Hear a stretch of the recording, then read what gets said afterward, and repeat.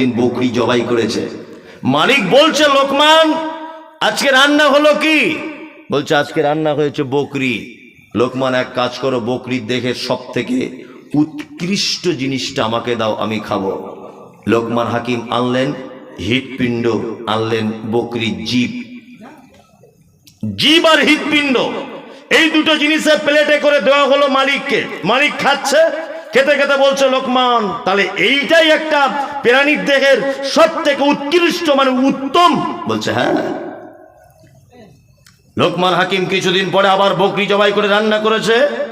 মালিক বলছে, এই লোকমান, আজকে তুমি বকরির দেহের সব থেকে নিকৃষ্ট জিনিসটা আমার কাছে আনো, আমি খাবো।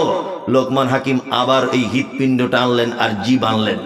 তখন মালিক বলছে, লোকমান এই দুটো আগের বার এনেছিলে উৎকৃষ্ট বলে, আজকে নিকৃষ্ট, আবার এইটাই আনলে। তখন লোকমান হাকিম বলছেন, হুজুর, একটা প্রাণীর ভিতরে যদি দুটো জিনিস সুস্থ থাকে তাহলে সে সুস্থ। একটা মানুষের ভিতরে যদি দুটো জিনিস কেউ ভালো করে নিতে পারে, তার জন্য জান্নাত আল্লাহ রেডি করে রেখে দিয়েছে। এক, তার হৃৎপিণ্ড যদি ভালো হয়। দুই, তার জিহ্বা যদি ভালো হয়। সারা পৃথিবীতে যত বিপর্যয় হয়েছে, যত সাম্প্রদায়িকতা হয়েছে, যত হিন্দু মুসলিম মারামারি হয়েছে, মুজাফফরনগর থেকে শুরু করে আর আপনার ত্রিপুরা থেকে শুরু করে আর সারা ভারতবর্ষ যত জায়গায় সাম্প্রদায়িকতা, যত জায়গায় মানুষে মানুষে খুন মারামারি, তার মূল আগে কিন্তু পিস্তল ব্যবহার করা হয়নি, আগে ধনুক ব্যবহার করা হয়নি, আগে বোম বারুদ ব্যবহার করা হয়নি। সমস্ত ঝামেলার মূলে হচ্ছে এই জায়গাটা, জীব। তাই না? এই লোকটা সুস্থ এখানে বসে আছে, একে যদি আমি শালা বলে গালি দেই এখন, তাহলে ও আমাকে মারতে আসবে কি আসবে না? আসবে কি আসবে না? তাহলে ও যে আমাকে মারলো, আমি আবার ওকে মারবো, মারবো কি মারবো না? তাহলে বলুন তো, সর্বপ্রথম দুজনের ভিতরে বিচ্ছেদ ঘটিয়েছে কে? এই যে শালা বলে গাল দিয়েছি তাই, মানে জীব। এই জায়গাটা যে হেফাজত করতে পারবে। এই লোকমান হাকিম তার বেটাকে কয়েকটা জিনিসের শিক্ষা দিয়েছেন। আপনার কাছে অনুরোধ, আল্লাহ সুবহানাহু ওয়া তাআলা লোকমান হাকিমের সেই শিক্ষাটাকে, তার বেটাকে দেওয়া শিক্ষাকে এত গুরুত্ব দিয়েছেন, এত মর্যাদা দিয়েছেন।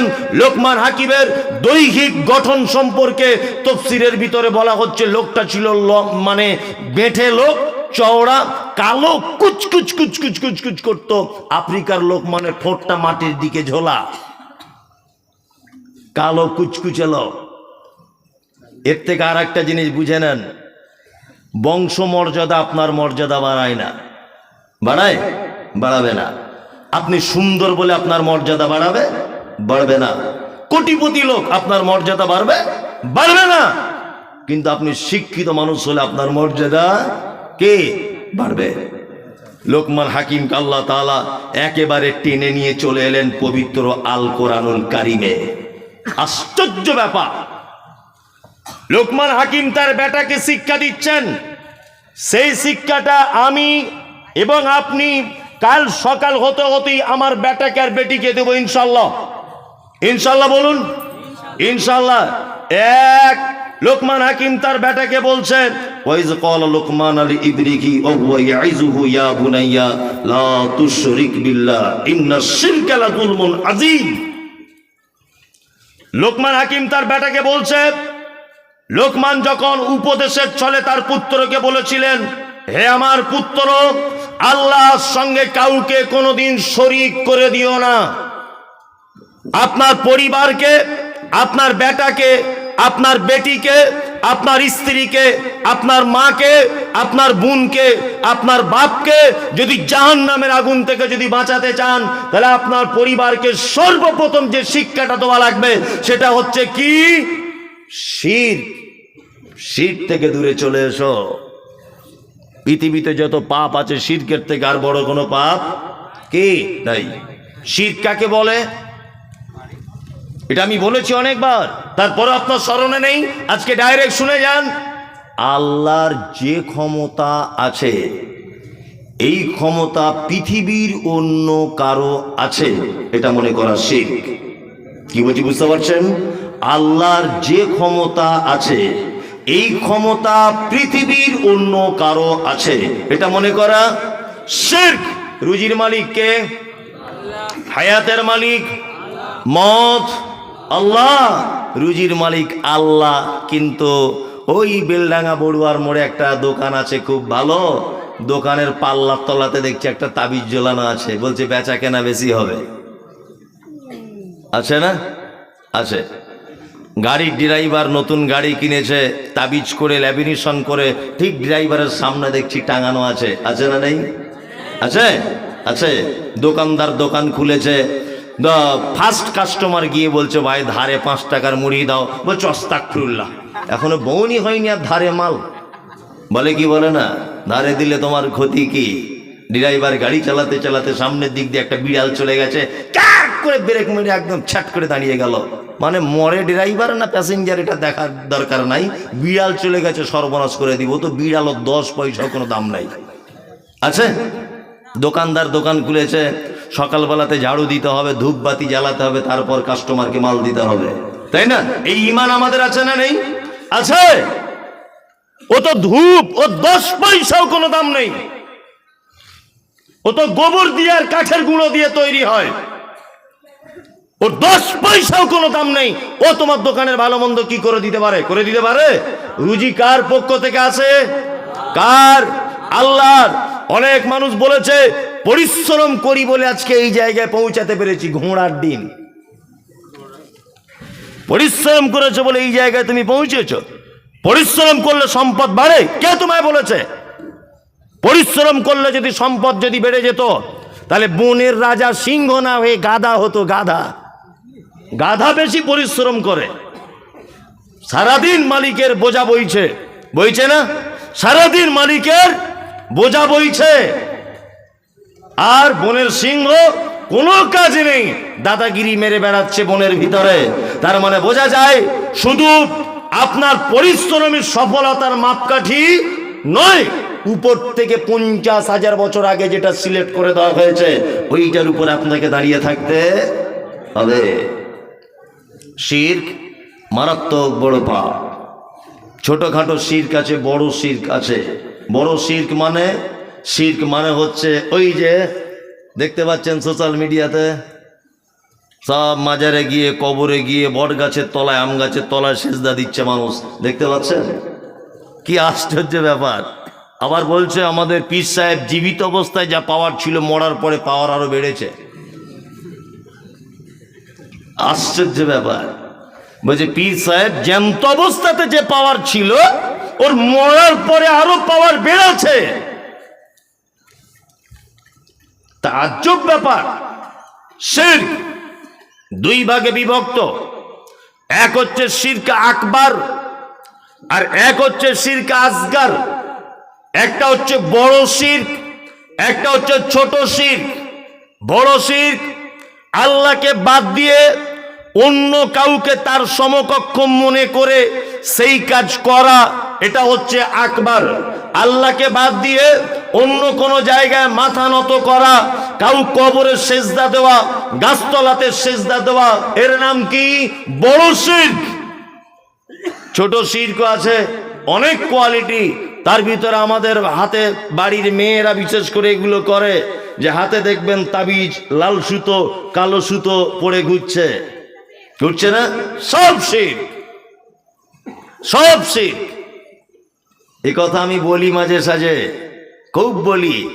আজকে আবার প্রসঙ্গক্রমে চলে এলো বলে আজকে আবার আপনাদেরকে বলছি। ইমাম সাহেব ওর বেতন 4,500, 8 বছর ইমামতি করছে। 8 বছর বেতন কম বলে ভিতরে ভিতরে একটু তাবিজ টাবিজ দেয়, হালকা পাতলা দেয়, গোপনে গোপনে দেয়। তা একটা দোকানদার তাবিজ আনতে গেছে ওর কাছে, বলছে ভাই দোকানটা করেছি আজ 4.5-5 মাস হয়ে গেল, বেচা কেনা কাস্টমার খুব বেশি নাই, যদি একটু কিছু করে দিতেন তাহলে ভালো হতো। তো বলছে দেশি মুরগা জবাই করে রক্তটা বোতলে করে আনবা, আর এক কাজ করবে, যে ঘাটে মানুষ গোসল করে না ওই ঘাটের পানি লাগবে, গঙ্গার জল লাগবে 1 বোতল, আর আমি একটা তাবিজ করে দিব, দিয়ে আপনি এক কাজ করবেন, গঙ্গার জল অন্য পানির সঙ্গে মিক্স করে দোকানে সকালবেলাতে ছড়াবেন। আর রক্ত দিয়ে যে তাবিজটা লিখবে এটা তো খুব ইম্পর্টেন্ট ব্যাপার। এটা আপনি এক কাজ করবেন, ক্যাশ বাক্সের ভিতরে রাখবেন, আর আমি যেটা লিখে দিব ওটা পাল্লার তলে আঠা দিয়ে চিটিয়ে দেবেন, দেখবেন কাস্টমার কি বলে। ও বাড়ি চলে এলো, ইমাম সাহেব বেশ মাথায় ফুঁক দিয়ে 500 টাকা ঝেড়ে নিয়েছে। ভালো করে বোঝার চেষ্টা করুন। আচ্ছা বলুন তো, ওর যদি রক্ত দিয়ে তাবিজ দেওয়া, ওর যদি লেখা তাবিজ দেওয়া, এর যদি দোকানে যদি বেচা কেনা বাড়ে, ও কেন 4,500 টাকা আজকে 10 বছর ইমামতি করছে? হ্যাঁ, ও তো একটু মসজিদের কমিটিকে তাবিজ করে কিছু বেতন বাড়িয়ে নিতে পারে, পারে কি পারে না? শিরক মারাত্মক বড় পাপ। বাস কিনেছে, বলেছি এটা সোশ্যাল মিডিয়াতে, বাস কিনেছে একটা লোক 15 লাখ টাকা দিয়ে, 15 লাখ টাকা বাস কিনে ওই যে পীর সাহেবরা বসে আছে বড় ফতুয়া পাঞ্জাবি পরে, জীবনে নামাজ কালাম কিছু করে না। আমি তো দেখে এসেছি দরগাতে 24 ঘন্টা এরকম করে খৈনি বলছে, 24 ঘন্টা এরকম করছে। আল্লাহ, এক ওয়াক্ত নামাজ নাই, কিছু নাই। গেছে ওখানে গিয়ে বলছে 15 লাখ টাকার বাস কিনেছি, কিছু ব্যবস্থা করুন। পীর সাহেব দেখছে বেশ ভালো একটা বড় কাস্টমার পেয়েছি, তখন বলছে হুজুর তাবিজ কেমন দাম পড়বে? বলছে লকডাউনের পর থেকে তো রেট বেড়ে গেছে, 10,000 টাকা মোটামুটি লাগবে। তো হুজুর তাহলে তাবিজে কাজ কি হবে? বলছে যে ড্রাইভার চালাবে ওর পাছার তলায় রেখে দেবে তাবিজটা, দেখবে তোমার বাস যখন বহরমপুর রোডে চলবে সব বাস ফাঁকা হয়ে যাবে, তোমার বাসে দেখবে প্যাসেঞ্জার বাদুরের মতো ঝুলছে। লোকটা তখন ভাবছে যদি সব প্যাসেঞ্জার খালি হয়ে যায় অন্য বাসে, আর আমার বাসে যদি ভিড়ভাট্টা করে, তাহলে 2 দিনে টাকা উঠে যাবে, 10,000 টাকার মাল নিয়ে চলে এসেছে। এই হারামখোর, হারামখোর, তোমার 10,000 টাকার তাবিজ যদি সব বাস খালি হয়ে এর বাসে যদি প্যাসেঞ্জার চলে আসে, তুমি ব্যাংকের ম্যানেজারকে একটু তাবিজ করে সব টাকা তোমার বাড়িতে আনো, তুমি কেন ফতুয়া পরে তাবিজ লিখছ? হ্যাঁ, বিজ্ঞানের যুগে এই সমস্ত জিনিস চলে? চলে বলুন? শিরক মারাত্মক বড় পাপ। কত বড় পাপ, আল্লাহ কত রেগে যায়। আপনাকে এবার একটা কথা যুক্তি দিয়ে বলছি, বোঝার চেষ্টা করুন।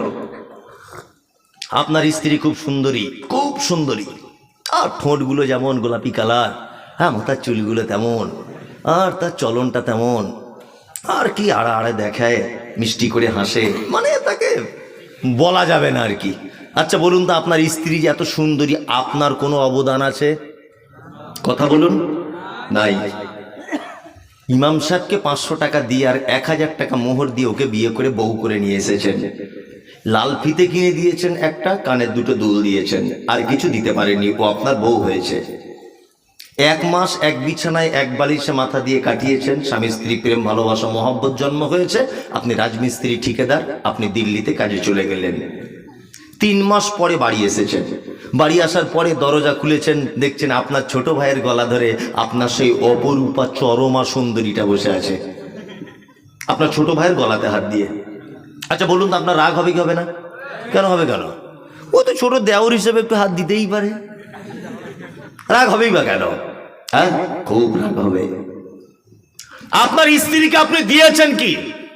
ওর গোলাপি ঠোঁট, ওর চোখের সৌন্দর্য, ওর মাথায় ঝোলা কেশ, ওর হাতের মানে সৌন্দর্য, ওর কথা বলার সৌন্দর্য, ওর মুখের সৌন্দর্য, ওর চলনের সৌন্দর্য, ও হাঁসের ডিমের মতো সাদা চকচকে ফর্সা। আপনার বিন্দু পরিমাণ কোনো অবদান নেই। অবদান কার?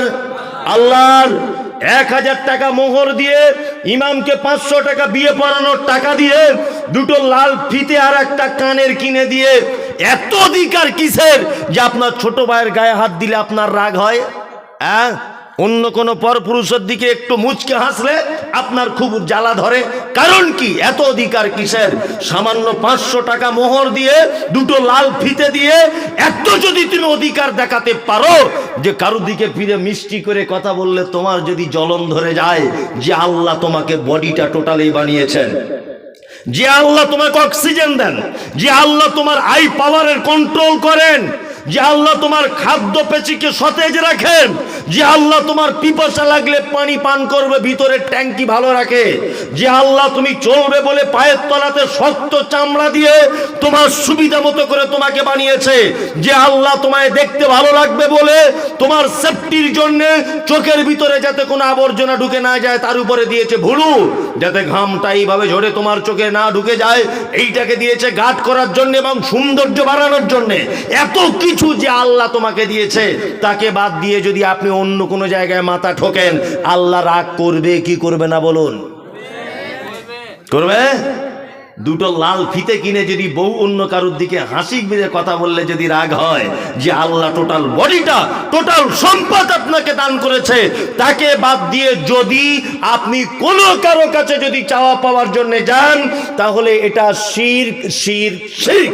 আল্লাহ এত রাগান্বিত হবেন, আপনি প্রস্তুত থাকুন, আপনি অচিরেই ধ্বংসের পথে চলে যাবেন। আল্লাহ তাআলা বলেন, ইত্তাবিউ মা উনজিলা ইলাইকুম মির রাব্বিকুম ওয়া লা তাত্তাবিউ মিন দুনিহি আউলিয়া কালিলাম মা তাযাক্কারুন। আল্লাহ বলছে আনুগত্য করো, তোমরা কি করো? মেনে চলো মা উনজিলা ইলাইকুম মির রাব্বিকুম, রবের পক্ষ থেকে যেটা অবতীর্ণ করা হয়েছে। ওয়া লা তাত্তাবিউ মিন দুনিহি আউলিয়া, তোমরা আনুগত্য করো না মিন দুনিহি আউলিয়া, আল্লাহকে বাদ দিয়ে কোনো ওলি আউলিয়াকে। চলবে? অলি মানে কে? অভিভাবক। আমাদের কাছে অলিটাকে এমন করে উপস্থাপন করা হয়েছে, অলি মানে বিয়ে করা চলবে না, অলি মানে মাথায় বড় বড় চুল থাকতে হবে, আবার উকুনও থাকতে হবে ভিতরে, অলি মানে বড় বড় গোঁপ, একটা ঠ্যাং গাছের উপরে এরকম করে মাথা থাকবে, হ্যাঁ, 30 বছর জঙ্গলে বসবাস করবে, গায়ের ময়লাতে গন্ধতে ঘুমাবে না, এ হচ্ছে আল্লাহর অলি। এরকম করে অলিদের বর্ণনা দেওয়া হয় না আমাদের কাছে? এ বিশাল বড় আল্লাহর অলি, কাঁচা কুঞ্চি নিয়ে তোমার পাছার চামড়া তুলে দিতে হবে, অলিগিরি তোমার বার করে দিতে হবে। বিয়াদব কোথাকারে। যাদের ব্যাপারে আল্লাহ তাআলা পবিত্র আল কোরআনে বলছেন, আনআমাল্লাহু আলাইহিম মিনান নবিয়্যিন ওয়াস সিদ্দীকিন ওয়াস শুহাদা'i ওয়াস সালিহিন, পুরস্কার প্রাপ্ত 4 কোয়ালিটির মানুষ, 1 নবীগণ, 2 সিদ্দিকগণ, 3 শুহাদা, 4 সালিহিন, সৎকর্মশীলগণ। এই 4 কোয়ালিটির মানুষ পৃথিবীতে তারা প্রাইজ পেয়ে গেছে। আবু বকর পৃথিবীর সবথেকে দামি মানুষ রাদিয়াল্লাহু তাআলা আনহু, ওমর দামি মানুষ, ওসমান দামি মানুষ, আলী দামি মানুষ, আব্দুর রহমান ইবনে আউফ রাদিয়াল্লাহু তাআলা আনহুম আজমাইন, এনারা দামি মানুষ। আচ্ছা বলুন তো, আবু বকরের জীবনে এই রকম কোন ইতিহাস খুঁজে পাওয়া যায় যে তিনি জঙ্গলে বসবাস করছেন, বড় বড় গোঁপ ছিল, মাথায় পাগড়ি বেঁধে ঘুরতেন, জীবনে বিয়ে শাদী করেননি? ইতিহাস পাওয়া যায়? পাওয়া যায়? যায় না। আল্লাহ তাআলা বলছে অন্য কোন অভিভাবকের তোমরা আনুগত্য করো, একদমই নয়। সে মারাত্মক বড় পাপ। আল্লাহ পাপ থেকে বাঁচার তৌফিক দান করুক, আমিন আমিন। আমি মমতাজুল ইসলাম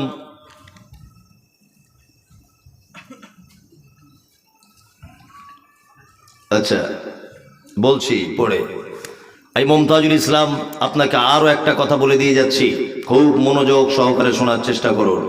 কথা হচ্ছে এই যে আমাকে সোশ্যাল মিডিয়ার মাধ্যমে অনেক রকমের গালাগালি দেওয়া হচ্ছে যে আপনি পীর বিরুদ্ধে কথা বলেন।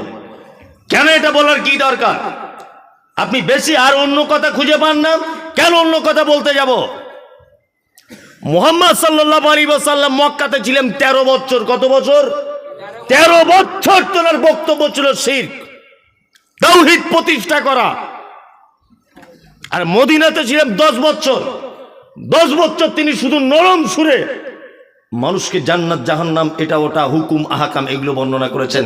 13টা বছর মূল তিনি দাওয়াত দিয়েছেন মক্কাতে শিরক, শিরকের দাওয়াত দিয়েছেন, শিরক থেকে মানুষকে হটিয়ে আসার দাওয়াত দিয়েছেন 13টা বছর। আমাকে বলছে হিন্দু ভাইরা দুর্গা পুজো করে, তাদের বিরুদ্ধে বলতে পারেন না? হিন্দু ভাইরা কালী পুজো করে, আপনি তাদের বিরুদ্ধে বলতে পারেন না? আরে হিন্দু ভাই তো জন্মসূত্রের স্বীকৃতি প্রদান করেছে যে আমি একজন হিন্দু। খ্রিস্টান সে জন্মসূত্রের স্বীকৃতি প্রদান করেছে আমি একজন খ্রিস্টান। বৌদ্ধ জন্মসূত্রের স্বীকৃতি প্রদান করেছে যে আমি একজন বৌদ্ধ। ইহুদি জন্মসূত্রের স্বীকৃতি প্রদান করেছে, আমি একজন ইহুদি। আল্লাহ সুবহানাহু ওয়া তাআলা বলেন, লাকুম দীনুকুম ওয়ালিয়া দিন। যার ধর্ম, যার দিন তার কাছে, যার দিন তার কাছে। তার মানে বোঝা যায় হিন্দুর বিরুদ্ধে আমার বক্তব্য দেওয়ার কোনো প্রয়োজন নেই, কারণ সে তো নিজের স্বীকৃতি দিয়েছে জন্মসূত্রে আমি একজন হিন্দু। তার মানে সে শিরক করুক, সে ভুল করুক, সে মুশরিক হোক, সে জাহান্নামে যাক, সে দেবদেবীর ইবাদত করুক, সে গাছের পূজা করুক, বাছুরের করুক, অগ্নি পূজা করুক, সূর্যের পূজা করুক, আমি মুমতাজুল ইসলাম আমার কোনো রকমের বলার প্রয়োজন নেই। কিন্তু তোমার বিপক্ষে আমাকে বলতেই হবে। তুমি যে নিজেকে মুসলিম বলে দাবি করছো, তুমি নিজেকে মুসলিম বলে দাবি করে আবার মাজার করে বসে আছো কেন? ইনশাআল্লাহ দোয়া করবেন। এই মুমতাজুল ইসলাম আপনাকে বলছি, সোশ্যাল মিডিয়া সাক্ষী, আরো অনেক মানুষ সাক্ষী, যে জায়গাতে পীরেদের আখড়া, পীর ছাড়া কিছু বুঝতো না, শিরক ছাড়া যারা কিছু বুঝতো না, সেই রকম জায়গাতে পর্যন্ত আল্লাহ ইসলামের সঠিক দাওয়াত পৌঁছে দিয়েছে। মেদিনীপুরে প্রোগ্রাম করতে গেলাম, মেদিনীপুরে প্রোগ্রাম করতে গেলাম, যে লোকটা আমার গাড়িতে ইট মেরেছিল, আমি শিরকের ব্যাপারে কথা বলার কারণে গাড়ি ভাঙচুর করেছিল যারা, সেই লোকটা এই বছর আমাকে দাওয়াত করে হাত ধরে ক্ষমা চেয়ে বলছে, হুজুর মাফ করবেন, খুব অন্যায় করেছি, আপনি সঠিক কথা বলেছিলেন। তার মানে বুঝতে পেরেছি দিনের দাওয়াতের কাজ চলছে। কত বড় ভ্রান্ত আকীদা। জলসাতে খিচুড়ি রান্না হয়েছে, বলছে হুজুর একটু এরকম করে দিবে তবে খিচুড়ি যায় যাবে। মানে মনে হচ্ছে পাছার চামড়া তুলে দিই জুতা করে। হারামখোর, এটা কোন ইসলাম? বিয়াদবি জায়গা পাও না, একদমই নয়। ইনশাআল্লাহ আগামী দিন শিরক বেদাত মুক্ত সারা বাংলাতে সঠিক ইসলাম, সঠিক হাদিস, সহিহ হাদিস এবং কোরআনের বাণী প্রচার হবে ইনশাআল্লাহ। ইনশাআল্লাহ সমস্ত পশ্চিম বাংলায় বক্তাদের কাছে এটা আমার অনুরোধ, যতক্ষণ পর্যন্ত বক্তব্য দিবেন অন্তত পক্ষে 20 মিনিট শিরকের ব্যাপারে আলোচনা করবেন। সমাজ সর্বনাশ করে দিয়েছে যে পাপ। আল্লাহ আমাদের সকলকে শিরক মুক্ত সমাজ গড়ার তৌফিক দান করুক, আমিন। কি এটা? ও মানে 12টা বেজে গেছে, দানের ধরিয়ে দিল। একটা মাত্র বলা হয়েছে, আরো অনেক কিছু বলা বাকি ছিল। না না বলবো, তাহলে এগুলো থাক পরে বলবো, তাহলে এগুলো থাক পরে বলবো, হ্যাঁ বলবো পরে ইনশাআল্লাহ। তারপরে আল্লাহ তাআলা বলছেন, ওয়াসাইনাল ইনসানা লিওয়ালিদাইহি হামালাতুহু উম্মুহু ওয়াহানান আলা ওয়াহানিন ওয়া ফিসালুহু ফি আমাইনি আনিশকুরলি ওয়া লিওয়ালিদাইকা ওয়া ইলাইয়াল মাসির। আল্লাহ তাআলা লোকমান হাকিমের দ্বিতীয় উপদেশকে কোরআন মাজিদে নোট করতে গিয়ে বলেছেন, আমি মানুষকে তার পিতামাতার প্রতি সদাচরণ করার নির্দেশ দিয়েছি। তার জননী, তার মা তাকে কষ্টের পর কষ্ট গর্ভধারণ করেছে এবং তার দুধ ছাড়ানো হয় 2 বছরে।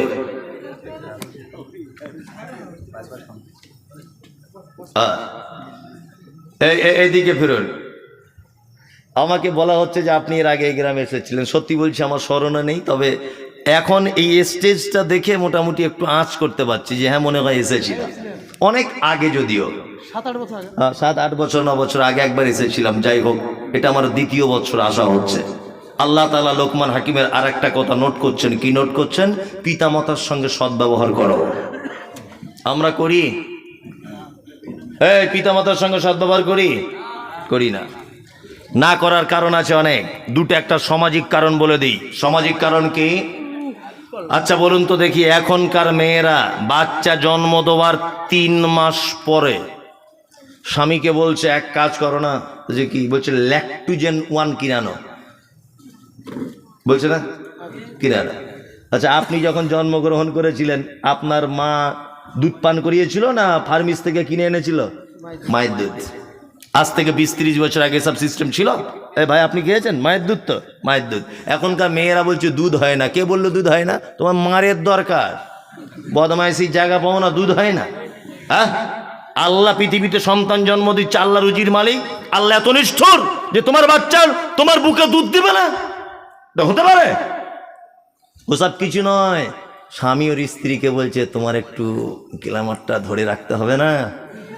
হ্যাঁ, ও তখন বলছে একটু ফিটনেস রাখতে হবে, দুধ দেওয়া যাবে না, তোমার বুড়ো বয়সে ঝাঁটা ছাড়া কিছু দ্বিতীয় পাবে না। পর্যাপ্ত পরিমাণে একটা মায়ের দুধ পান করবে শিশু, তবেই তো মায়ের সঙ্গে সন্তানের প্রেম ভালোবাসা বাড়বে। বাড়বে কি বাড়বে না? বাড়বে। নাম্বার 2, সন্তানদেরকে আমরা টাইম দিই না। একটা সমাজে মারাত্মক ক্ষতি চলছে।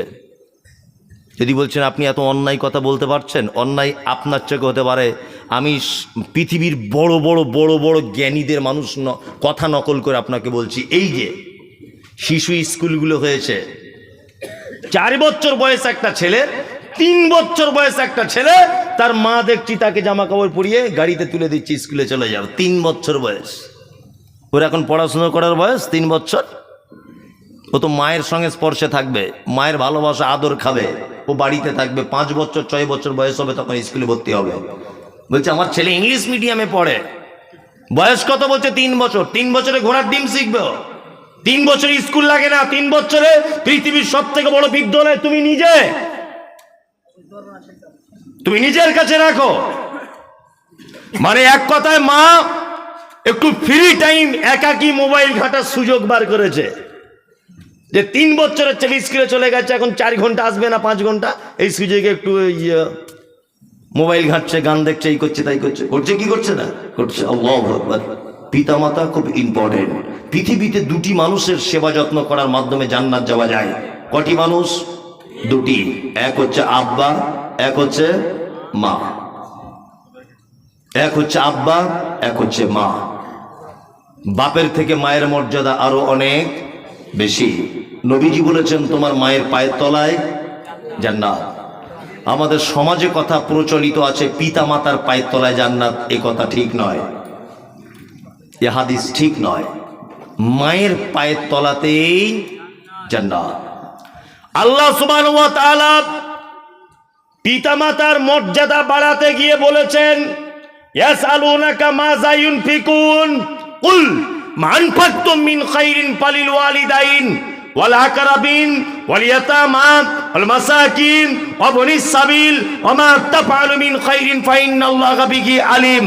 নবীজিকে জিজ্ঞাসা করা হচ্ছে, নবী মুহাম্মদ সাল্লাল্লাহু আলাইহি ওয়াসাল্লাম আপনি বলুন সারা পৃথিবীতে যত দান করার জায়গা আছে, মানুষ যত টাকা পয়সা খরচা করে, জলসাতে করে, মাদ্রাসায় করে, অনাথ আশ্রমে করে, এতিমখানায় করে, ঈদগাহে করে, কবরস্থানে করে, বিধবাকে করে, এতিমকে করে, ফকিরকে করে, মিসকিনকে করে, যত জায়গাতে মানুষ টাকা ব্যয় করে সব থেকে উত্তম জায়গা কোনটা?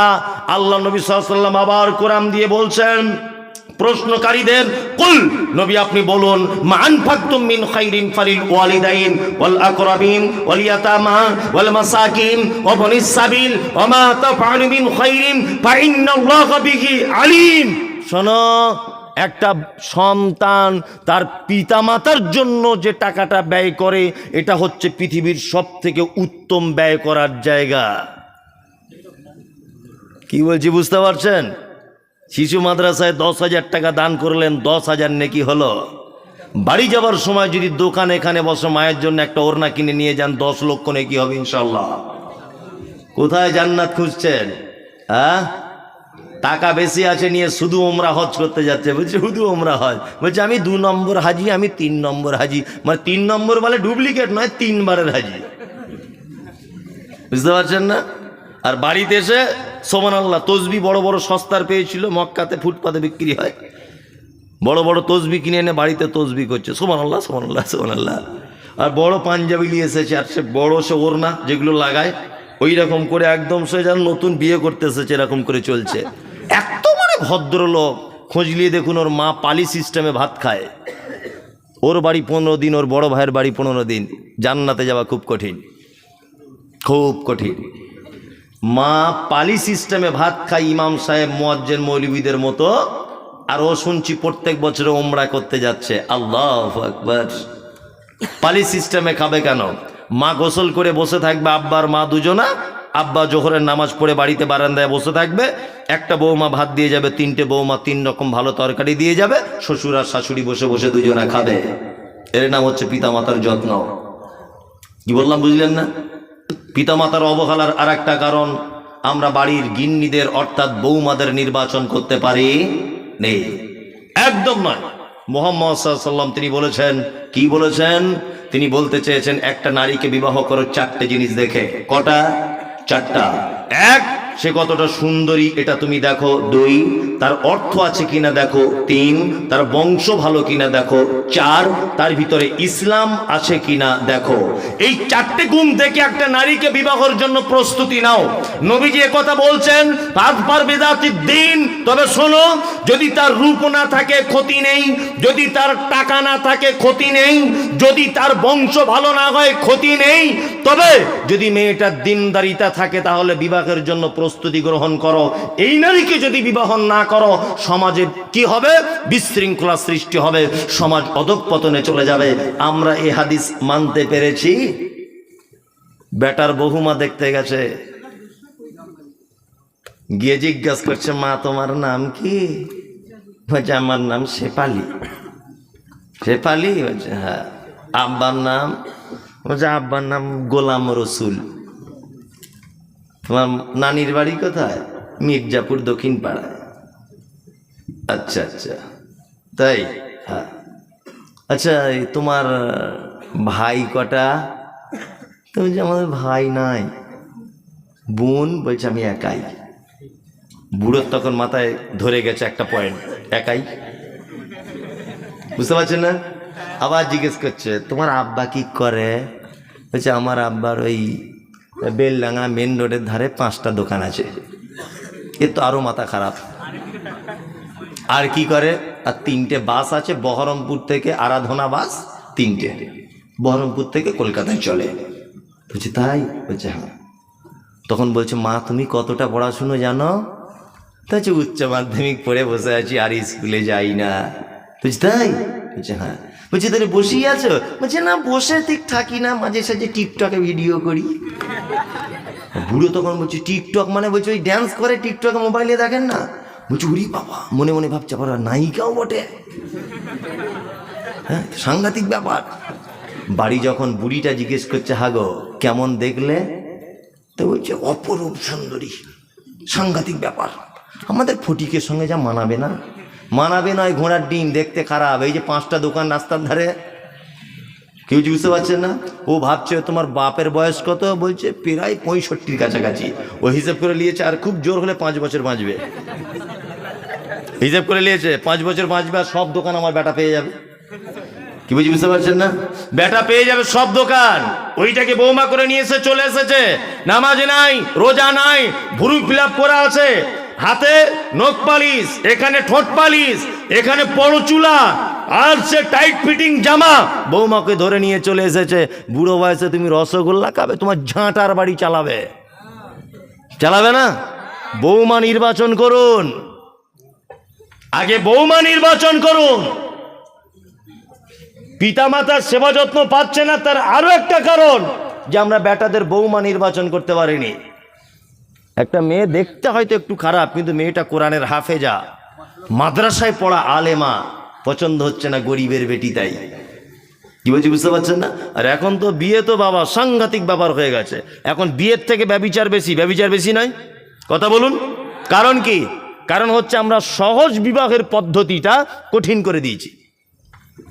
বিবাহের পদ্ধতি ইসলামে কি সহজ, অথচ সেটা আমরা বিপরীত করে দিয়েছি। ছেলের বাপের খরচা হবে, অলিমা করবে, তারপরে সে মোহর দিবে, ছেলের বাপের খরচা হবে। মেয়ের বাপের 1 টাকা খরচা হবে, ইসলামে কোনো বলা নেই তো। অথচ বিপরীত, মেয়ে হয়েছে মানে ও যেন বড় বিপদে আছে। হচ্ছে কি হচ্ছে না? আপনাদের এখানে হয়তো এসব বিয়েতে টাকা পয়সা সিস্টেম নেই, আমাদের এদিকে আছে। আপনাদের এদিকে আছে? আপনাদের এদিকে হয়? ওরে বাবা, আরো খারাপ। ভাবছিলাম হয়তো বেনা দোহাতে খুব ভালো, খুব ভালো শুনেছিলাম। তবে যেমন ভালো তেমন রিপোর্ট অনেক খারাপও পেলাম। খুব খারাপ রিপোর্টও অনেকজন আমাকে দিয়েছে যে এলাকাতে টাকার ব্যবসা করে মানুষ। সব অনেক মানুষ আছে, কথা সত্য, অনেক মানুষ করে, তাই না? টাকার ব্যবসা করে, ব্যবসার খুঁজে পাওয়া যায় না। হ্যাঁ, অনেক মানুষই করে। যারা করে আল্লাহ তুমি তাদেরকে সঠিক দিন বোঝার তৌফিক দান করো, আমিন। মুহাম্মদ সাল্লাল্লাহু আলাইহি ওয়াসাল্লাম তিনি বলেছেন, এক দিরহাম অর্থাৎ 1 টাকা যদি কেউ সুদের টাকা খায়, তার মায়ের সঙ্গে ব্যভিচার করলে যে পাপ হয় সেই পাপ হয়। সুদের ব্যাপারে আল্লাহ নবী সাল্লাল্লাহু আলাইহি ওয়াসাল্লাম যত নিকৃষ্ট ভাষা ব্যবহার করেছে, এইরকম কোনো ভাষা অন্য কোনো পাপের জন্য ব্যবহার করেনি। আল্লাহ সুবহানাহু ওয়া তাআলা বলছেন, কিয়ামতের মাঠে সুদ যারা খেয়েছে তারা পাগল, মাতাল, পাগলের মতো হয়ে কিয়ামতের মাঠে তাদেরকে উঠানো হবে, তারা যেন পাগল। নাম্বার 2, 3, মুহাম্মদ সাল্লাল্লাহু আলাইহি ওয়াসাল্লাম বলছেন, মিরাজের রাত্রিতে আমাকে মিরাজের জন্য যাওয়া হচ্ছে, রাস্তাতে অনেক ঘটনা, তার মধ্যে একটা ঘটনা হচ্ছে এই যে একটা লোককে দেখতে পেলাম রক্তের নদীতে, ফুটন্ত রক্তের নদীতে তাকে ফেলে দেওয়া হয়েছে। লোকটা নদীতে হাবুডুবু খাচ্ছে, নদীর পাড়ে আসার চেষ্টা করছে। লোকটা, ফেরেশতাদেরকে দেখলাম কুইন্টাল কুইন্টাল পাথর নিয়ে দাঁড়িয়ে আছে, লোকটার মাথাতে মারছে, মাথাটা ভেঙে চৌচির হয়ে যাচ্ছে, আবার মাথাটা সাথে সাথে ভালো হয়ে যাচ্ছে। জিবরিলকে জিজ্ঞাসা করা হলো, জিবরিল, লোকটি কে যাকে এত কঠিন রক্তের নদীতে ফেলে সাজা দেওয়া হচ্ছে? জিবরিল আমিন বলছে, এটা আপনারই উম্মতের কোনো একজন সুদের টাকা খেত। তাই আমরা প্রকাশ্যে যারা সুদ খাই তাদেরকে মানুষ চিহ্নিত করতে পেরেছে এই লোকটা সুদখোর, কিন্তু আমরাও অপ্রকাশ্যেও অজানাতেও আমরা অনেক সুদের টাকা খেয়ে নিচ্ছি কি নিচ্ছি না? যাদের ব্যাংকে বই করা আছে, ব্যাংকে যাদের 1 বছর টাকা জমা আছে 2 লাখ টাকা, ব্যাংকের টাকার বইয়ে হিসাব দেয় না 2 লাখ টাকার কত টাকা আপনাকে ইন্টারেস্ট দিয়েছে, হিসাব দেয় কি দেয় না? বইটা যখন মেশিনের ভিতরে ঢোকাবেন দেখবেন কত % আপনি টাকা পেলেন সুদের, কত টাকা কোন তারিখে জমা করেছেন, কত টাকা কোন তারিখে তুলেছেন, সব ডিটেলস থাকে কি থাকে না? একটা লোক বলুন তো দেখি যে ব্যাংকের বইটা আপডেট করার পরে আমার সুদের অংশ ব্যাংক আমাকে যেটা দিয়েছে আমি আল্লাহর ভয়ে টাকাটা বার করে ছুঁড়ে ফেলে দিয়েছি, একটা লোক বলুন? মাশাআল্লাহ, একজন, আর কেউ 2 জন 3 জন। তাহলে আপনি কেন এই কথা বলতে গেলেন দুতলা বাড়ির লোকটা সুদে টাকা খায়, আর ও যেমন পাপী তুমিও তেমন পাপী? তোমার বউ যে বন্ধনের টাকা নিয়েছে, এই ও টাকার ব্যবসা করে দোষ করেছে, আর তোমার বউ যে বন্ধনের পিছনে পিছনে ঘুরছে, সুদ, সবই সুদ।